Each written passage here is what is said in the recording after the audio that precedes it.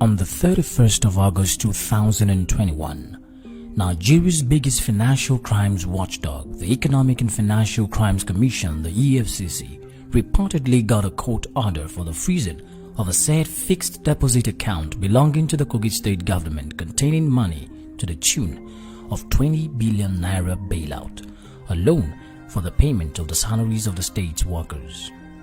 The media was awash with the news. However, it was one side of the story told just yet until the 2nd of September when the Kogi State Govt held a press conference to tell her own side of the story.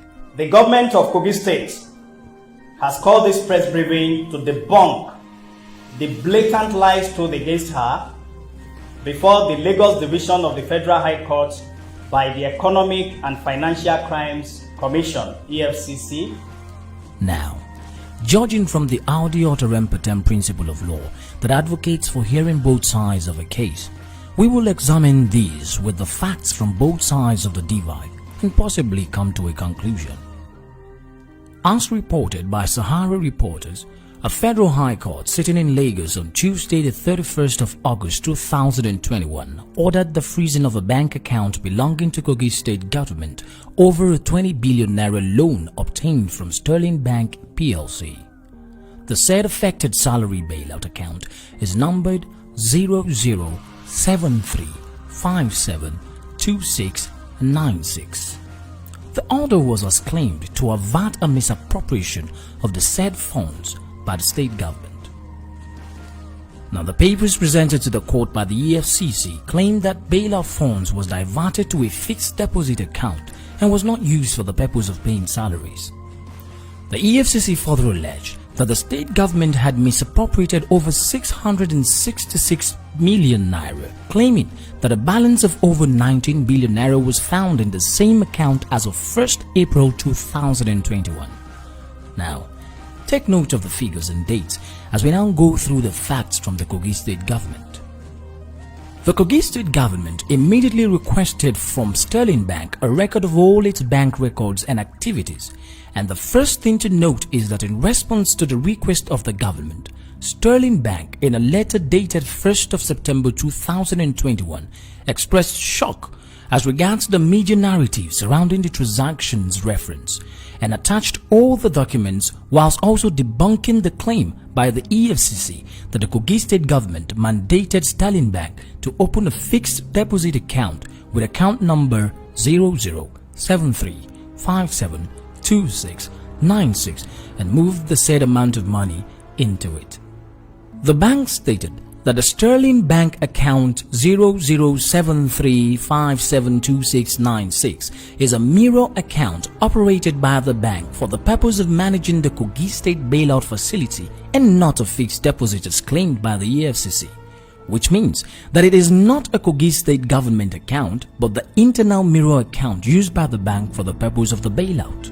How did the EFCC not know that the account that they were basing their entire case on was not a fixed deposit account operated by the state government as they claimed, but the bank's internal mirror account? The bank further stated clearly that the Kogi State Govt does not operate or maintain any fixed deposit account with them as claimed by the EFCC. The bank further provided details of the accounts operated by the Kogi State Govt as follows.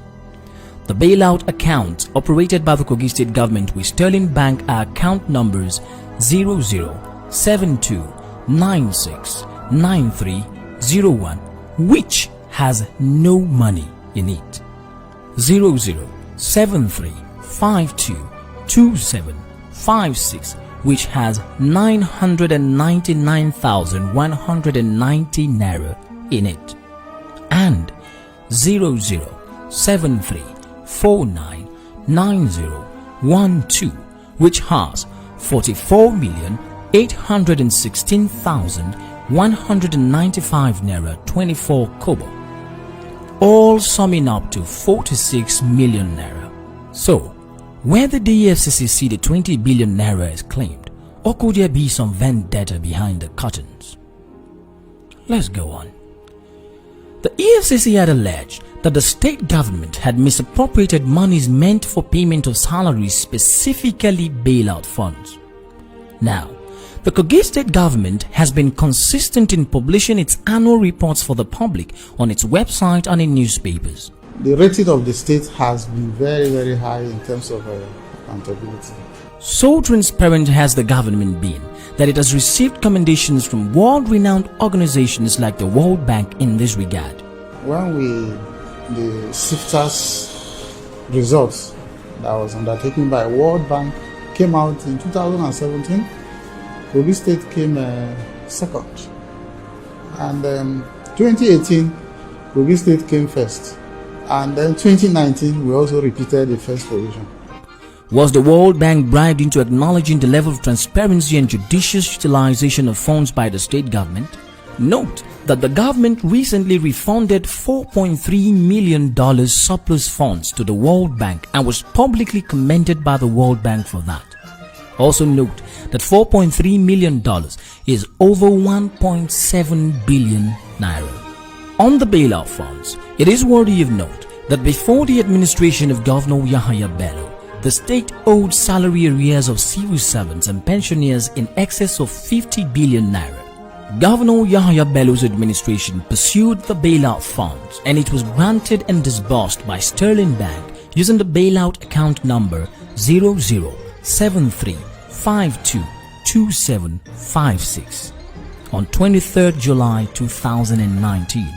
The sum of 19,999 million naira of the said 20 billion naira was at various times between 23rd July 2019 and 25th September 2019 disbursed to Kogi State salary account number 0073499012 of Sterling Bank and United Bank of Africa salary account number 2089595797 and was used to pay salaries and allowances owed to the workers of the state, the schedule of which was published with dates presented. As the Auditor General of Kogi State, I can beat my chest and authoritatively tell you that 100% of it was used for the purpose of payment of salaries, arrears, allowances of civil servants of the state.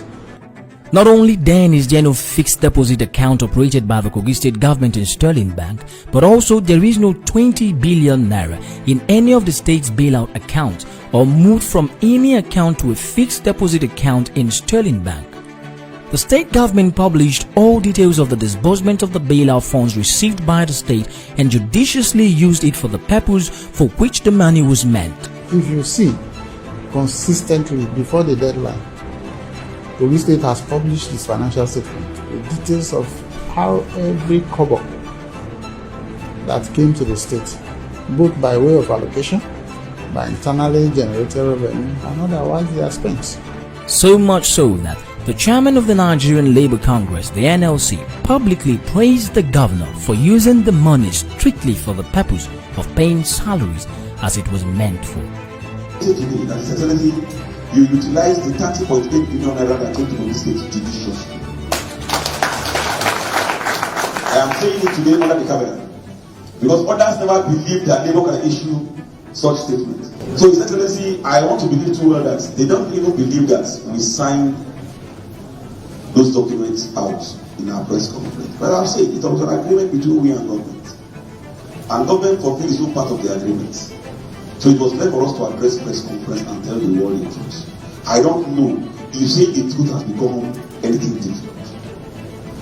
And I want to put it straight to those who are outside here. That anybody who is playing politics with the civil servants of Kogi State today should be careful. They should not use us to play politics. They should engage us and discuss with us frankly. And what they really have on hand to offer Kogi workers, let us see different from their own.